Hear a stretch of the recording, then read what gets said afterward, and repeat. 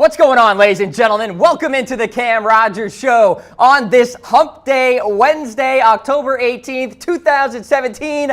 I am Cam Rogers. Who else would I be? So glad you're tuning into the program here. We are completely live for the next hour or so as we take you up until 11 o'clock Eastern Time, as we always do. A lot to get to on this program here, a lot to digest, and of course we want you weighing in, we want you reacting, and I got my first quarter zip going on here of the year. It's a little brisk out here in Dallas, so hey, comment on the old Vineyard Vines apparel right now, whether it's good or bad. I need some stylistic advice. I struggle in that regard, but I digress. We do have a fantastic show on tap for you. We are going to talk about the Ezekiel Elliott non-suspension for now situation.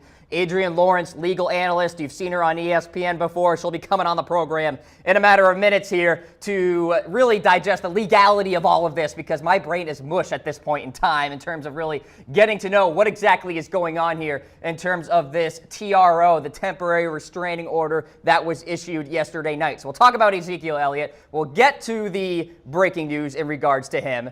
And then later in the show, a fun little conversation with Tom Downey. So I chatted with him about the college football playoff projections, and we will toss to that interview, so where Tom Downey is essentially breaking down the top 25 college football teams, and we will reveal the bracket that he has projected. So there is the coming up graphic here for today, and I'll touch upon the NFL owners' meetings, a little analysis with that in terms of what went on yesterday. No Colin Kaepernick, although Kaepernick was invited. He did say that he will be going to future meetings, which could be in a couple of weeks. And Tom Stokes, creator of Sports Plus, will be joining me talking about Cowboys, Ezekiel Elliott, the season coming up. Of course, they're coming off the bye. They're going to play the Niners this week and then the Redskins the following week, where we think Ezekiel Elliott will be at the Cowboys' disposal. And then a final word today about the Golden State Warriors. Of course, they battled the Houston Rockets last night at Oracle Arena. But really, even though they lost, it was a tough finish and all that, sure. But they revealed the rings. The rings looked fantastic. I think the amount of jewelry within the ring is more than like the other three teams combined, the other three sporting teams that won a championship. So NHL, of course, NFL, and MLB. Pretty fantastic pictures when I bring them up later in the show. So with that, of course, you can follow me on Twitter at Mr. Rogers99, and you can get the podcast version of the Cam Rogers Show on iTunes and Google Play. Just search the Cam Rogers Show. And we are now on a video podcast version, searching the Cam Rogers Show live. So the live at the end indicates that it is indeed a video podcast version for those Apple users out there. So download, subscribe, etc. as we get into the breaking news that came out yesterday in regards to Ezekiel Elliott. So here's the deal. He can play for the next 2 weeks. Why is that? A temporary restraining order was issued yesterday night, which means the suspension has been put on hold. Now, what that means is, here's the deal. In the ruling, Judge Paul Crotty writes that Elliott's temporary restraining order is in effect until October 30th, when the judge assigned to this case returns from vacation. So the current judge who is assigned to this case is not around right now. So what the logic is there is that basically the ruling is, well, we can't just keep this guy suspended when the judge that is assigned to the case is not even here. Right? So you're basically just giving the NFL a bonus 2 games to suspend Ezekiel Elliott, which just would be irreparable harm, is the phrase that the legal folks use. So from there will be a hearing between Zeke and the NFL. Arguments will go on in terms of a preliminary injunction, whether or not it should be awarded. And so for now, he's got that TRO, but in some unpredictability going forward. And because there's so much unpredictability, and there's so much that is just way over my head, way over my intelligence level, we bring on someone who's actually qualified to talk about this. Adrienne Lawrence, a legal analyst. You've seen her on ESPN and ESPN Radio. Adrienne, thanks so much for waking up there on the West Coast and joining the Cam Rogers Show. How we doing? I'm doing pretty good. Thanks for having me. Well, it's great to have you, and I've really been longing for a legal analyst to really break this all down. And so let's just get to the news from yesterday in of itself. A TRO has been granted, so a temporary restraining order, meaning he's good to play for the next couple of weeks. I want to first ask you, at its core, what exactly does a temporary restraining order do, and what is its purpose? Well, right now, it pretty much tells the NFL that they can't keep Ezekiel Elliott from playing. And its purpose is it's a temporary hold right now while they're in the process of addressing the merits. And it's not something as final as a permanent injunction, and they're looking for a preliminary injunction, and that's something that might come down the road after they have the opportunity to dive more into the case. And of course, it's funny, I'm glad you mentioned that because I have been kind of using injunction and TRO almost interchangeably, and I'm sure the definitions change from court system to court system, but the TRO is more of something more temporary and the injunction is more of something long-term, Adrienne? Yep, that is correct. And the thing is they are often used interchangeably because it's all technically under the umbrella of some kind of injunctive relief, that it's essentially putting a hold or stopping someone from doing something.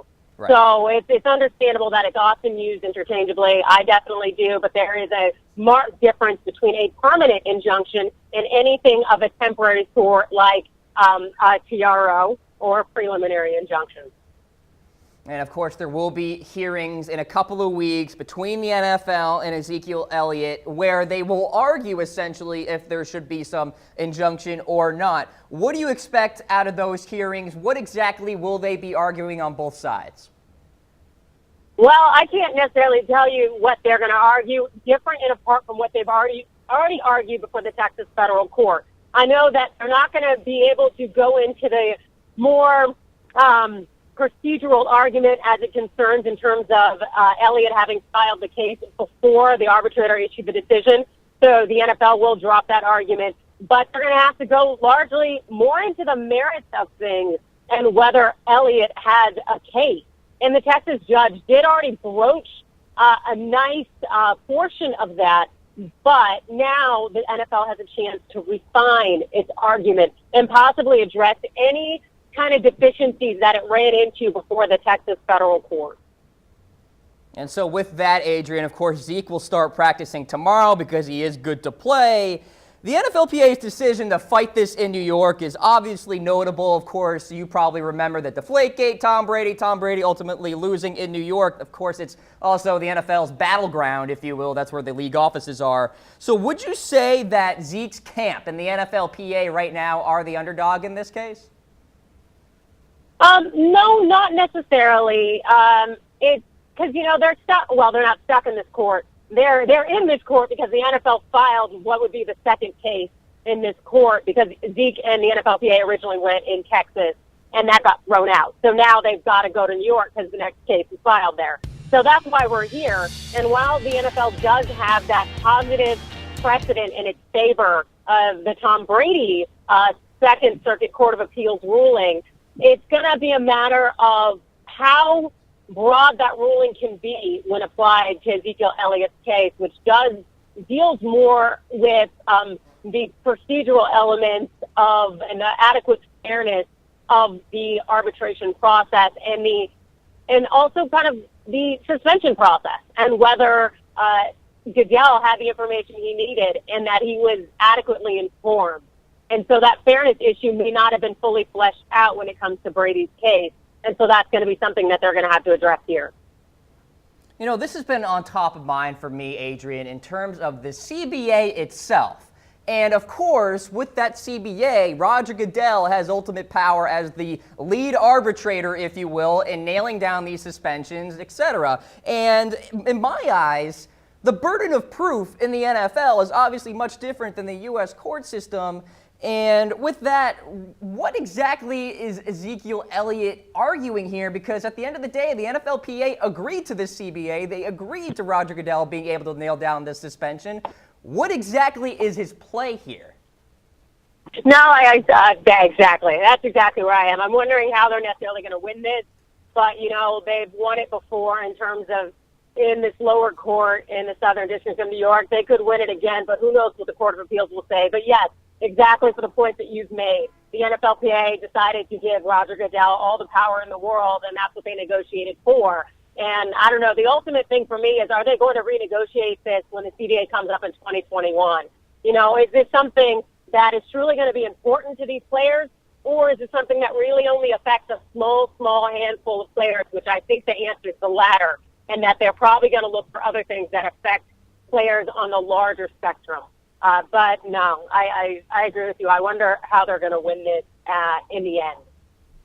And, of course, Tom Brady did not win it in the end. That case seemed to drag on and on and on. So here we are with Ezekiel Elliott, and I want to ask you, the timetable in your eyes, where do you think this is finally going to be resolved? Could we be at a point where, you know, let's say the NFL actually wins and Zeke just gets suspended for the beginning of 2018? Could this drag on just as long as Deflategate, if not more?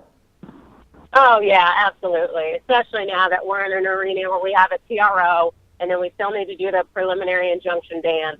And if he ends up getting that, or even if just the case continues to go on, it's just, you know, this is a relatively unfortunate aspect of our court system. It is a process that takes time, but you do want justice to be done. And so if it's a requirement that it take a little bit longer and drag out longer than the season, then that's what needs to be done. And we could end up into next season without question, but I know the NFLPA is certainly going to fight this. And it's certainly so that the NFLPA is going to fight this to the bitter end, but so will the NFL. And I want to ask you about what the NFL is really trying to do here in terms of laying a precedent down with the domestic violence issue that has gone on a couple of times in the NFL, Ray Rice, Greg Hardy, etc. It seems like the NFL is really trying to get it right this time, trying to be consistent with their suspensions. Do you think that this case is kind of indicative of that? The NFL finally really wants to nail down this precedent of, hey, if you commit domestic violence, there will be a 6-game suspension. And it seems like the NFL is really fighting hard here. I think that is some of it. I think the NFL doesn't want to be in a position where it looks like it's treating different players differently. And so that's why we saw with Josh Brown all of a sudden getting hit with a 6-game suspension after he had just gotten the 1-game suspension that was slipped kind of under the carpet. Everyone was just like, you know, we're going to keep this on the hush-hush. And so I think that's what they're trying to look for, to make sure there's some parity. But at the end of the day, you know, when you look at Ezekiel Elliott's suspension and the rationale for it, it really seemed that the NFL didn't necessarily 100% hit him on the domestic violence issue as much as the broader issue of how he's treating women. From, you know, pulling down the bikini top and getting into these multiple instances, it looks like the NFL had a broader reason for punishing him. And I think that that's what it was largely focused on in his case, that it was just a culmination of things and not necessarily just the one woman's statement that he had assaulted her. Talking with Adrienne Lawrence here, legal analyst. You've seen her on ESPN and ESPN Radio. And Adrienne, to kind of wrap up the Ezekiel Elliott discussion here, if you had to open up your crystal ball, if you will, kind of predict how this is all going to end, it sounded earlier like you're siding with the NFL in terms of they just have the better argument here. Do you think that's what's going to happen? Zeke's going to get that suspension? Yeah, but also, like, I'm a literalist and just going literally off of the powers that they gave him in that contract, the CBA. I think just the plain reading of it, that you have to defer to Goodell and his judgment and his decision, and that's essentially what that's what the players bargained for. So yeah, I think at the end of the day that he should end up winning and the NFL should win. But it's the court system; you never know what's going to happen. Exactly. There you go. In fact, one of the employees here at Chat Sports in the studio said, this Zeke case is indicative of how crazy our court system can be. And so is another case. As I transition here, Adrienne, real quick to wrap up our interview, I want to get your thoughts on the college basketball FBI investigation here, because obviously that is something that is big time in the headlines right now in the sporting world. You've touched upon it in some of your media appearances. I mean, when you first saw this story drop, and with the statements that the feds made, how just shocked were you to kind of see something so large just be laid out there by federal officials? I really wasn't shocked, in part because I worked for this U.S. Attorney's Office, Southern District of New York. They are as far as I'm concerned, and I am biased, they are the best of the best. You know, they handled John Gotti, Marcus Stewart, and high-profile prosecutions. So I'm not surprised that they had this case with these college basketball coaches and Adidas so beautifully wrapped up and laid out. And I'm not surprised in terms of their response and letting other schools know, hey, you should come to us before we come to you. And also everyone apparently knew that this was going on in the college basketball world. And so everybody had somewhat of a burden on their shoulders in terms of allowing illegal activity to continue to go on and to say nothing about it. And we're seeing a lot of that come up now in society with things that have happened behind closed doors. For instance, we just saw in Hollywood with the sexual harassment, sexual assault coming to the surface. And so having a U.S. attorney bring out this aspect of college basketball, it does not shock me. This is the era that we're in, and I think that we can expect to see other sports and other programs and other, salacious things that go on behind closed doors and that violate laws coming to the surface and being regulated and prosecuted. It's certainly something that we will be following going forward, and I think it could be something that we follow for a long time, Adrienne, talking about timetables here. Most notably, the UNC case finally got resolved, and that started back in 2014. Now we're talking about an NCAA-wide type of investigation here. Could this be something where we're talking like 7 years worth of investigating, if you will, and kind of laying down a punishment at the end? Is this a long-term type of deal? Yeah, it'll probably be long-term. It just depends on to what extent they want to fight this. Because usually people will go ahead and roll on other people and make some kind of settlement or deal so they can go ahead and get on with their lives, maybe do probation, maybe do jail time. That, and a lot of people don't have the money necessarily to pay for the legal fees to go years and years and years, and because it'll be hard to get employment during that time when you're being investigated and prosecuted. So it could go a long time. And there you have it, ladies and gentlemen. Adrienne Lawrence, legal analyst, and Adrienne, of course, waking up with us on the West Coast. Adrienne, really appreciate you coming on the program. Great insight, and all the best to you. Thanks so much. All right, there she goes, Adrienne Lawrence. Great conversation there about something that really we all needed to hear, because I'm talking about legal stuff, and, I read up on it, but it's good to have somebody that's actually qualified to talk about it. So there you go, Ezekiel Elliott. She actually predicts that Zeke will not win and, in the end, be suspended for those games. So there you go. That is Adrienne Lawrence on the Cam Rogers Show. We're going to toss it now to my guy, Tom Downey, where we break down the college football playoff projections. They were revealed last night with Jordan Giorgio. So let's get to that interview right now.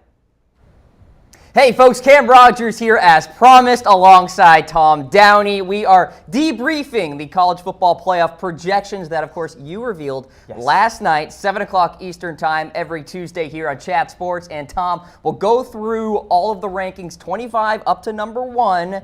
Was this a tough decision for you to go through all these numbers? Well, because it was chaotic. The Chat Sports committee put it all together, so I think they had a very tough time doing it all because there were so many upsets this weekend, which makes for great football, but not great for doing projections. Absolutely. So with that, let's bring up 21 to 25 here. Texas A&M sneaking in at 25. There's West Virginia, South Florida undefeated. UCF has had a good year. They trounced Maryland earlier this campaign. And then there's Auburn at number 21. What sticks out here? That A&M is back in the top 25, and it's great because not only did we get the early season collapse, now we get their November collapse too. Sure. Like, it's great. Sure. It's like typical A&M. We get both A&Ms, baby. It's great. I love it. What are your thoughts on West Virginia? I mean, they've had some interesting games so far this year. Pretty good offense. They've competed. Thoughts on them? If you take a look at like the quality of losses, they have, I think, one of the better two-loss quality of loss programs because they lost to Vatech, who is, hint, hint, going to be ranked higher, and TCU.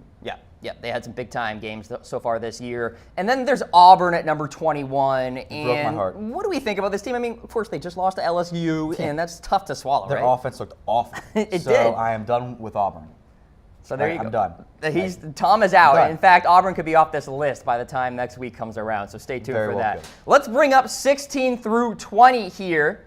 We got Michigan there at number 16, Va-Tech, as you said, at 17, NC State at 18, Stanford at 19, LSU at number 20 after their win last week. Michigan, a big one this weekend against Penn State. We'll start with the team that fell off outside, that wasn't the top 20, is no longer. Lost in all the chaos last week was that San Diego State also lost to Boise. So they have fallen out altogether. Stanford remains up there. LSU has kind of reemerged thanks to some wins over Auburn and Florida. I like the Hokies. Their only losses to Clemson. I actually think that they should be top 15. I am higher on them than the committee is. Well, what are your thoughts on NC State here? I mean, a really fantastic front seven, and at 6-1, I mean, they're stating a case for themselves in the ACC right now. I love Chubb, Bradley. There you go. I think he is a fantastic player. NC State's kind of a sleeper dark horse in the ACC.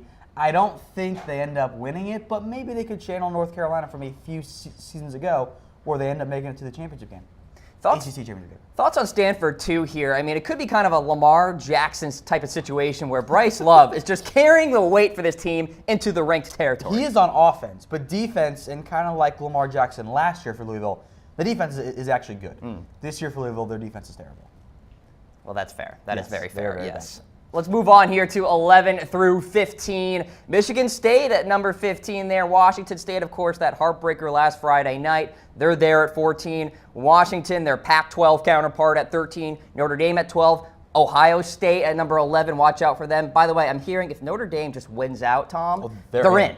Like, they are 100% in. They might be the number 1 overall seed. I mean, look at that. I mean, if you look at the schedule, it's fantastic. Their schedule down the stretch is incredibly challenging. Yeah. And their only loss is a 1-pointer to Georgia. Right. So I think among the one-loss teams, this is a team in a better shape.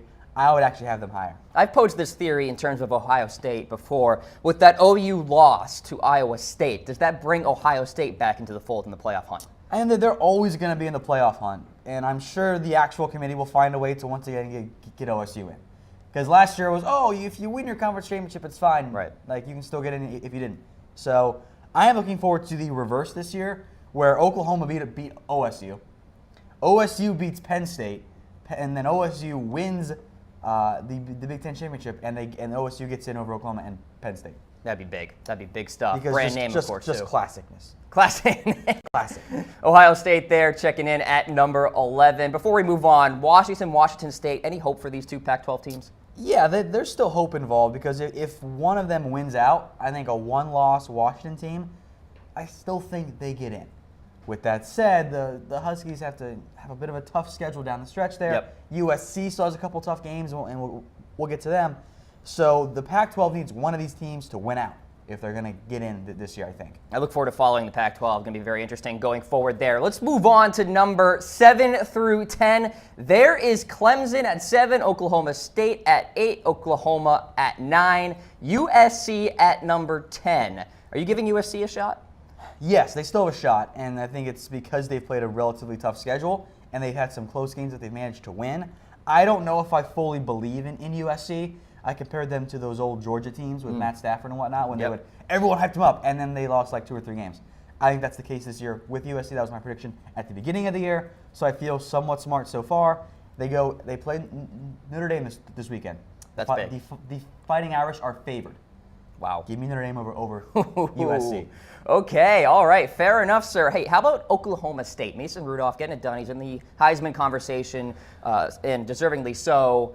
Thoughts on them and their offense? They're not. The offense is unreal.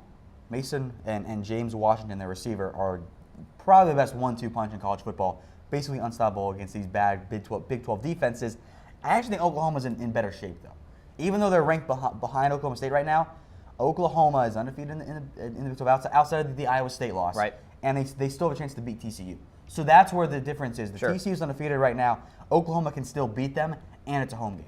So if Oklahoma wins out, I think they're in perfect shape to get in. Could be that forgiveness factor by the committee. If indeed Oklahoma wins out, they can kind of throw away that OU loss, because OU is OU, of course. Finally, Clemson. Seems like they're on a crash course to battle Miami in the ACC championship game. And, we know where that's going to go, right? I don't know if Miami's actually that good this year. But with Clemson, they've played a tough schedule.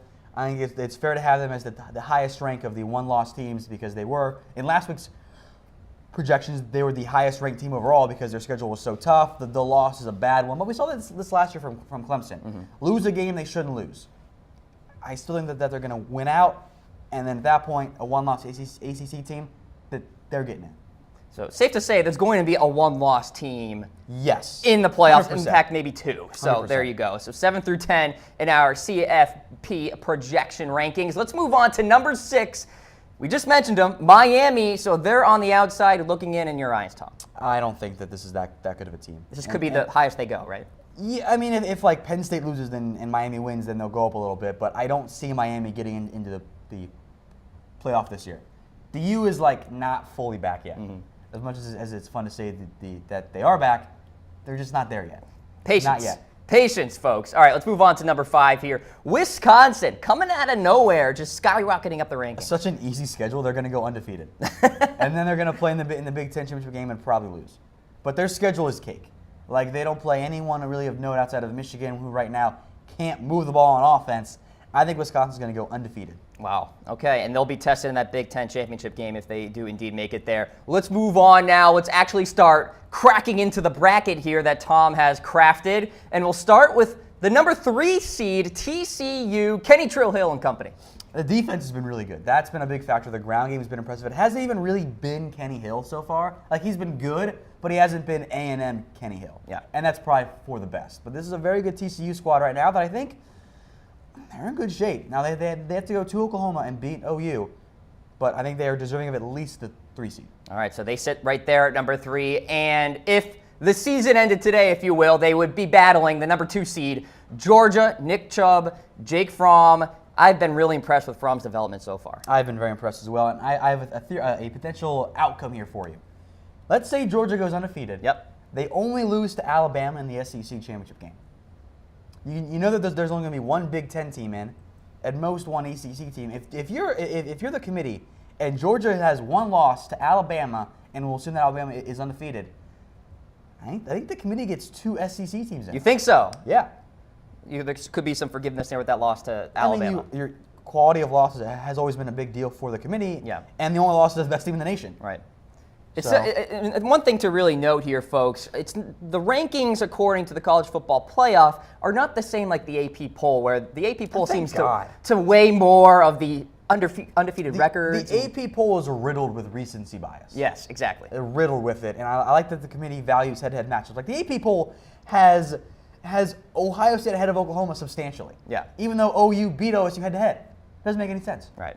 All right, so there you go. Georgia versus TCU on one side of the bracket. Let's go to the other side. Penn State checking in. There they are at 6-0. A big matchup this weekend against Michigan. They're sneaking in your eyes. If one of these teams is next to lose, it might actually be Penn State because of their schedule coming up. Michigan, Ohio State, Michigan State. 2 of those on the road. That's not easy. Yeah. So I like this Penn State team a lot. They also don't have any real quality wins yet. Like Iowa, come on. That's not a great win. So that's why they're 4th and behind TCU. Okay, so Penn State there at number 4. They will be battling the most obvious name here, Alabama, the Crimson Tide at 7-0 right now. Like, obviously, right? Duh. Like, I had Clemson had a Bama last week. Then Clemson went out and lost. But Alabama, they've looked so dominant this year. I think they are a no-brainer at the first spot. And a Bama-Penn State matchup, that's fun. I would love that. That is fun. That would be awesome. Old school football right there. And then TCU Georgia would be an interesting matchup as well. I'm going to put you on the spot here. I want you to pick these 2 games and then pick a champion as we stand. Oh, I would pick Alabama over Penn State, and I would pick Georgia over TCU, and Bama would beat the Bulldogs again. Okay. It'd be an SEC championship game, just like the Bama LSU one. That would be good, kind of like part 2. This would not happen though. They would not end up playing Bama and Georgia, I don't think. Okay. I feel like there would be a different matchup somewhere along the line. You heard the man, ladies and gentlemen, Tom Downey with his CFP playoff projections every week, Tuesday, 7 o'clock Eastern time. This guy and Jordan Giorgio. Tom, appreciate it, buddy. Of course, man. And we'll talk to you again next week. Yes, sir. Let's go back to the Cam Rogers Show live. Welcome back to the Cam Rogers Show live. As I said, many thanks again to Tom Downey for coming on the show to digest his college football playoff projections. Alabama, Georgia, national championship game. Give me some of that. Little Jalen Hurts, little Jake Fromm. Come on, Nick Chubb, Scarborough. That'd be a fun matchup. SEC Part 2 Maybe. We'll see. But I have a feeling those rankings are going to look a little different next week. So, hey, you better tune in to the CFB Playoff Projection Show, 2 o'clock next Tuesday at 7 o'clock Eastern Time. A little primetime action for you. Tom Downey, Jordan Giorgio there. Okay, let's transition here into what transpired yesterday in terms of the NFL owners' meetings with the NFLPA, NFL players, etc. Productive meeting. So the NFL released a statement yesterday, and in part, I will read the following. So today, owners and players had a productive meeting focused on how we can work together to promote positive social change and address inequality in our communities. NFL executives and owners joined NFLPA executives and player leaders to review and discuss plans to utilize our platform to promote equality and effectuate positive change. So that was a joint NFL-NFLPA statement yesterday. It's been circulated around. You can check out the full version on Twitter, social media, etc. But here's the deal. The big takeaway of this meeting, no actual rule requiring players to stand during the national anthem. As I've said on this program before, players should, quote, should stand for the national anthem according to the current rule. But as we stand right now, no changes in regards to that. Players can do what they please in terms of kneeling, sitting, standing, stretching if you're LaShawn McCoy, whatever it may be. There will be no punishment from the NFL. And like I said last week, when the news came out with the NFL and NFLPA coming together here, I think this is a very important step. Because now these two clearly, and I'm talking about the NFL and NFLPA, are coming together. And they're having an open dialogue. And it was great to see the players show up. Malcolm Jenkins, one of those players. Some of the owners, not all of the owners, but some of the owners were indeed there. Arthur Blank of the Atlanta Falcons. Robert Kraft was there. He's always involved. Eric Reed of the 49ers. Kenny Stills of the Miami Dolphins. So many different voices, many different perspectives coming together to have an open discussion as we have this weigh-in for you folks. Should the NFL have a rule requiring the players to stand during the national anthem? We want you commenting and reacting in return in terms of this weigh-in here. We'll show up some of the comments on the broadcast live as we see fit. But I think it's certainly an interesting question here. For now, it's no rule. You know, players can do whatever they want. However, Roger Goodell did hint at more meetings in the future. So in the next couple of weeks, perhaps they come together again. Now, Colin Kaepernick was invited by the players to attend the meeting, and he did not show up, although a representative for Kaepernick said Kaepernick very interested in being involved. He will be there in future meetings. So that will be another interesting piece of the puzzle, if you will, with Colin Kaepernick now becoming involved, with more meetings expected in the next couple of weeks. So with that, this is exactly what I really envisioned the right direction to be here for the NFL and the NFLPA. I did say, kind of half jokingly, half not jokingly, get the president involved. Get Donald Trump into the conference room with these owners, with these player leaders, with these officials to discuss a better path forward. So it's funny that I mentioned that because President Trump tweeted this morning about the NFL's, shall we say, not putting out a rule requiring players to stand. And Trump said, quote, "The NFL has decided that it will not force players to stand for the playing of our national anthem. Total disrespect for our great country," end quote. I really hope Roger Goodell and perhaps the NFLPA at least attempted to reach out to President Trump to show up to these meetings. Because it's clear that this is on top of his mind. It's clear he wants to have some sort of dialogue with these folks in the NFL. Why not bring him in and have this discussion and get to the bottom of this? And it's going to continue to be something that he'll throw up on Twitter, I'm sure. So why not kind of avoid that, invite him in, and then go on and have your discussion and come to some sort of agreement? I mean, of course, not all sides are going to be happy with this, and I'm sure at this juncture, both sides aren't perfectly happy with what came out of this. I'm sure the NFL probably wanted to have some sort of rule to at least have players not sit or at least have players not kneel, whatever it may be, to find some compromise with the rule. That didn't happen, and the players may be somewhat satisfied, of course, with the fact that they can still do their kneeling, etc., as they see fit, but maybe they wanted more in their favor too. So it's one of those deals, it's a give and take, and it's a situation that's going to evolve going forward.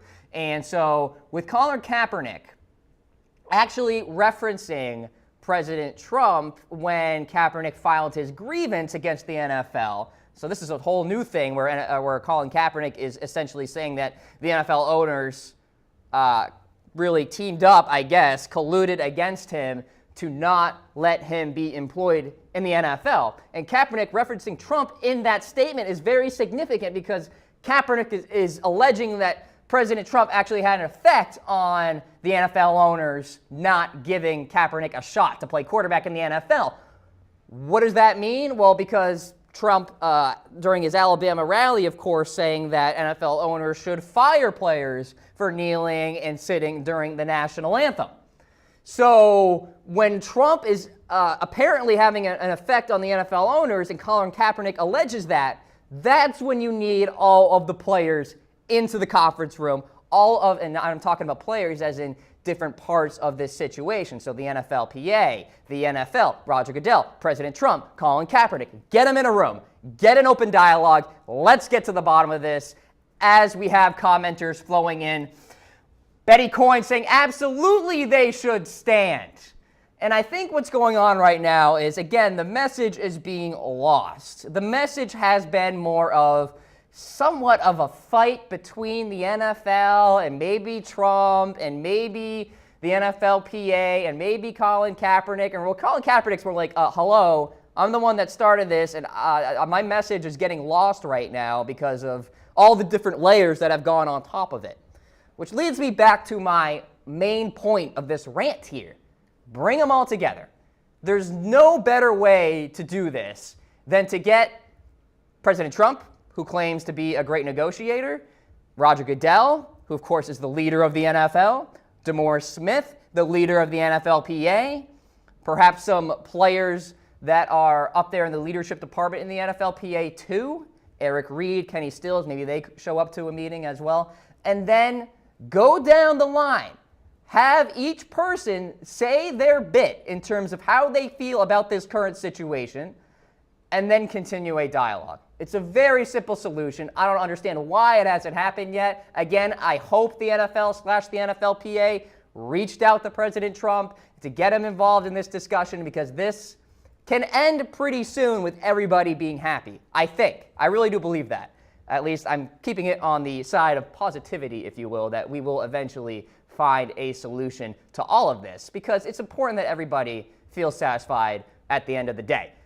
Anna Lee with the comment. The only thing that matters is that everyone should stand, period. So we have two commenters who believe, boom, full stop. You should be standing during the national anthem. And I think that's what the Trump camp, if you will, is arguing. I think the opposite side of that, of course, the Eric Reeds and the Colin Kaepernicks of the world, who feel that they want their message heard by kneeling, by sitting during the national anthem. It's a tug of war right now, ladies and gentlemen, and the NFLPA and the NFL are right in the middle of it, and I'm telling you, this is not going to go anywhere in terms of a solution until we get all of the factors, all of the players involved in this, into a conference room and get a dialogue going. And by the way, that NFLPA, NFL joint statement in those meetings yesterday, a big-time first step. Now let's get the president involved. All right, let's hit a break here on the Cam Rogers Show. Coming up on the other side, we're going to talk a little Cowboys, a little Ezekiel Elliott with Tom Stokes. Looking forward to that conversation. Stick around. It's the Cam Rogers Show.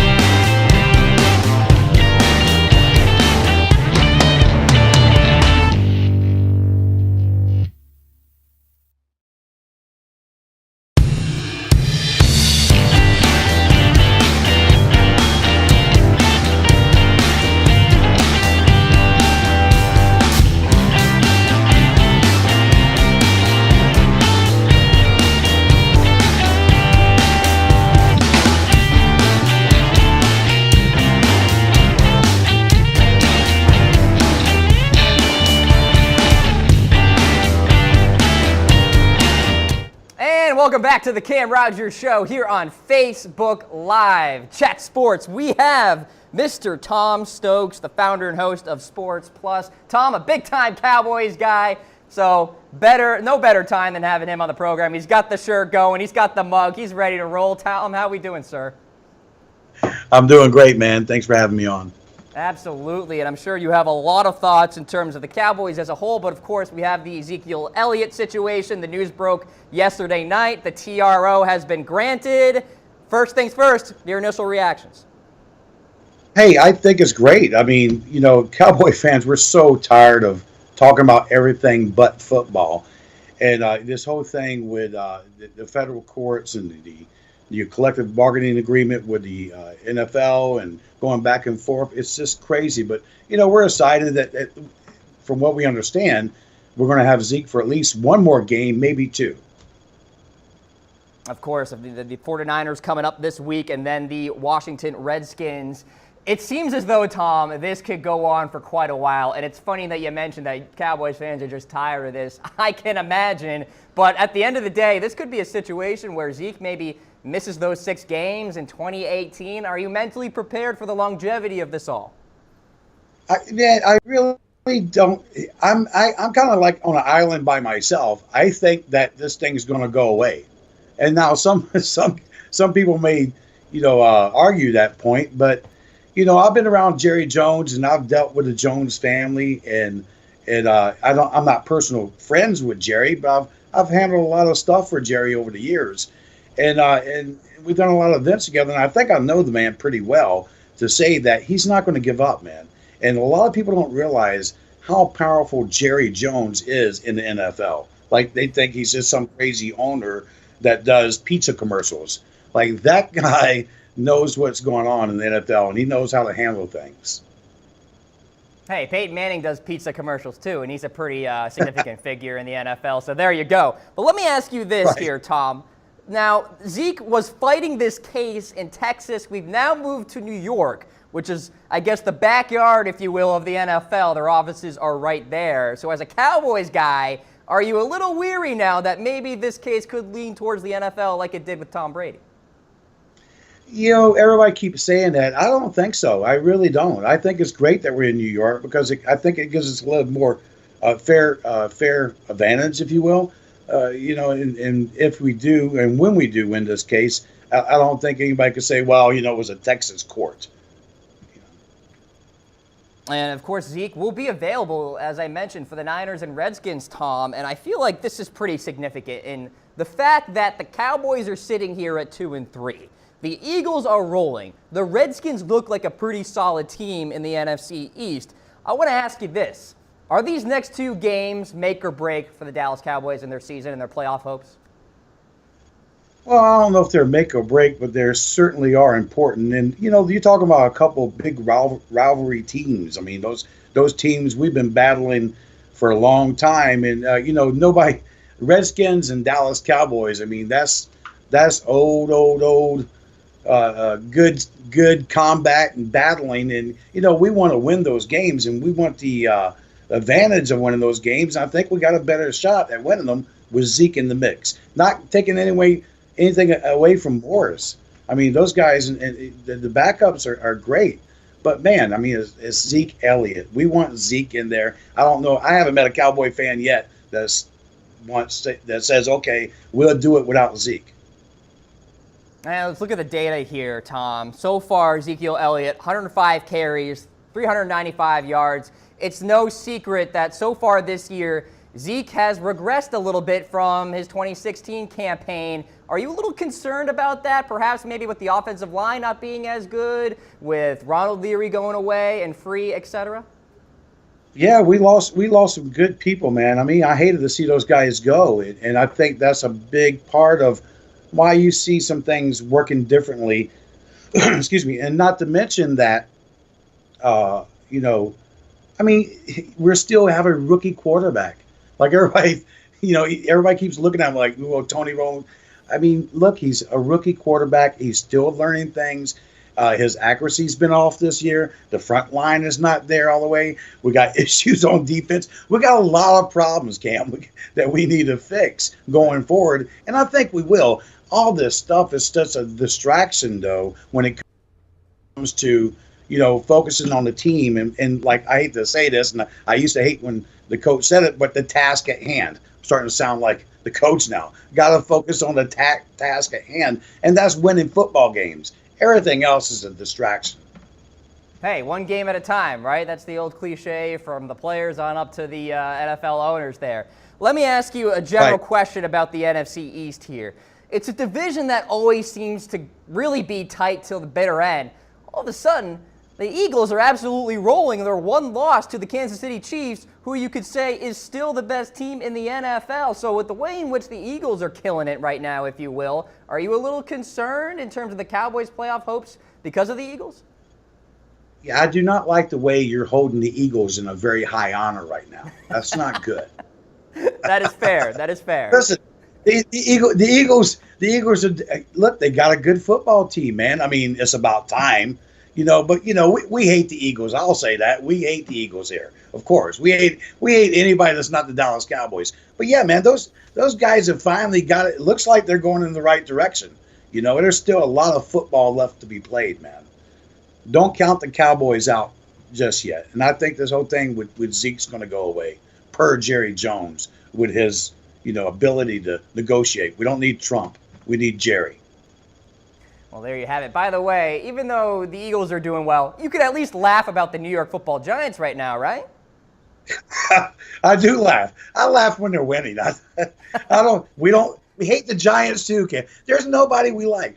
Listen, I mean, it could be worse. Like, yes, we could be the New York Giants, I guess. But, we're right above the New York Giants, which, still doesn't matter how bad we are. We're still better than the New York Giants. And that makes me feel really good.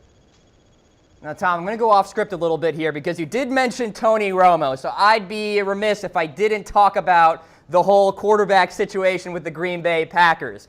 Now, we have a picture of you up in our graphics of you with Tony Romo, so perhaps you know him pretty well, or at least a little bit here. Could he go out of the broadcast booth and play for the Packers now?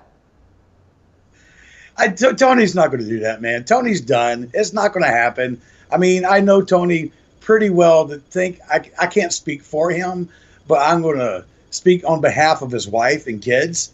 Tony's done, man. That's not going to happen. He's happy. He's got a great life here in Dallas. We're so grateful that he stayed here in Dallas, and he's built his family here, his home and his organization. We love Tony Romo. There's nobody says anything bad about Tony Romo. We appreciated everything he gave his life for this team. We appreciate it. And football on the field for him is over, unfortunately. Well, there's no doubt about it. He has been fantastic in the broadcast booth so far. Hopefully he does as fantastic going forward here. Tom, let me ask you back to the Ezekiel Elliott situation. So we had Adrienne Lawrence on the program earlier, and she made her prediction. She's saying that Zeke's going to lose this. You're going with Zeke is going to win this case. So why do you feel that way? Do you think Roger Goodell really doesn't have any merit? Yeah, the NFL. Listen, I can't back that up with any law. My shepherdizing case law is long gone. You have to be an attorney now to actually break down a game or talk about football. Is crazy. And I heard what she said. And yes, if you look at the facts, and that's what lawyers do, they look at the facts. They don't deal with theories or conspiracy theories or anything like that. But here's my hunch, and just knowing how Jerry is, I think this thing's going to go away. I think Zeke wins the battle. I think he's going to continue playing. And the NFL is going to have to start changing some rules. It's just not a fair process. The man was never found guilty. He was never arrested. It was nothing happened with his case. And then the NFL comes and says, no, boom, we're going to enforce a law. And, we don't have enough time in this segment to go into how wrong that is. Right, and I'll follow up with a question there and kind of provide some logic for you and see if it falls in line with your thinking here. Because, of course, Tom Brady and Deflategate, that was a football-related issue. And so with that, the NFL really wanted to lay down that suspension, etc. Now, with Ezekiel Elliott, no charges were pressed. So do you think that the logic should be, well, because there were no charges against Ezekiel Elliott, the NFL should not have to worry about it because it's not a football issue? It's not a football. It's a very good point, man. And I've been arguing that online and fighting with people. But yeah, that's a very good point. I mean, they keep comparing it to Tom Brady, but like you said, that was a football issue. Right. That was all inclusive, had nothing to do with anything outside of football. This is a totally different issue. I mean, what the man does on his own time is his personal, preference. And if he gets in trouble, okay. But that happened outside of football, and he didn't. Nothing happened. I think that's what aggravates and just frustrates Dallas Cowboy fans the most. Cam, is nothing came of it. So then Roger Goodell says, "I'm going to be the judge and jury on this." Bam, 6 games. And like, it's crazy. Everybody thinks it's crazy. Except Roger Goodell in the NFL.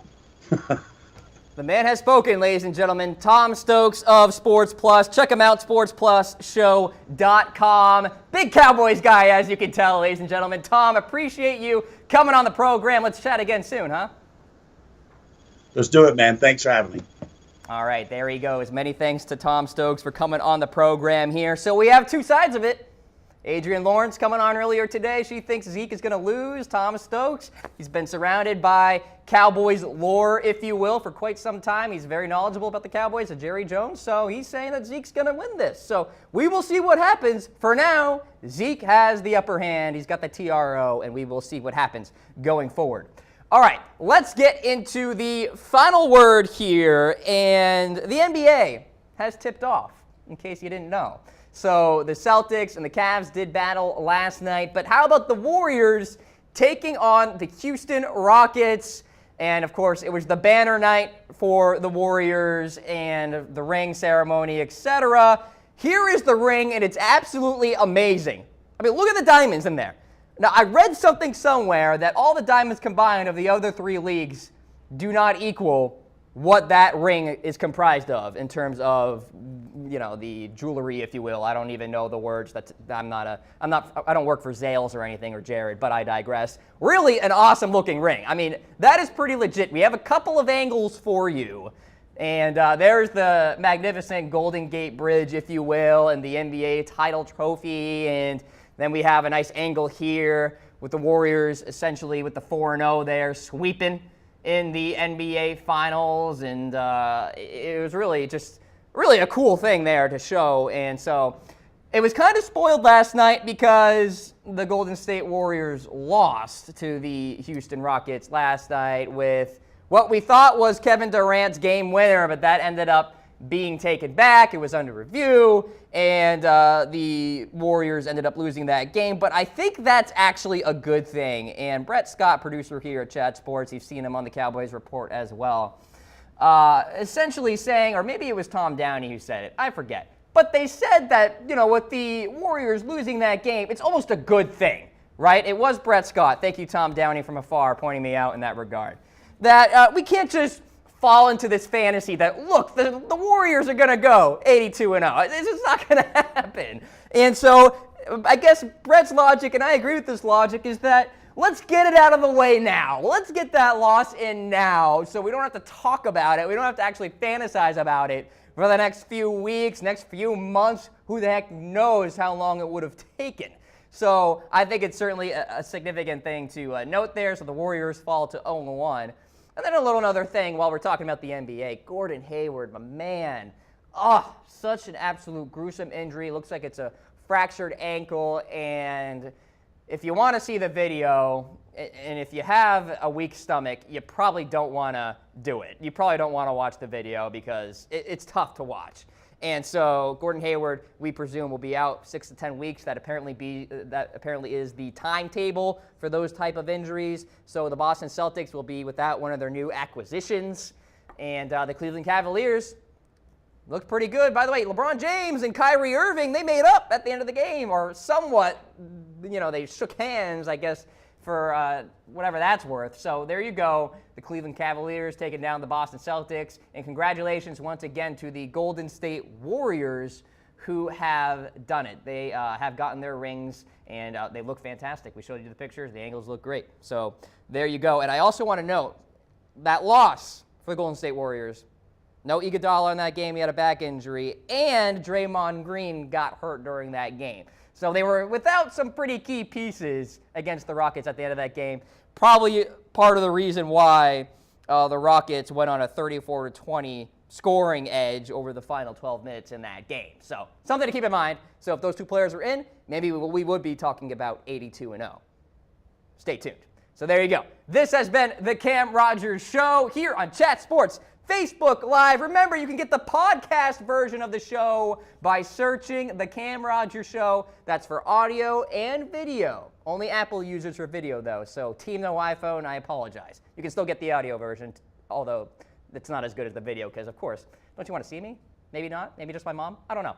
We're getting out of here, though. We'll see you next time at 10 o'clock Eastern Time on Friday morning. Until then, we'll see you.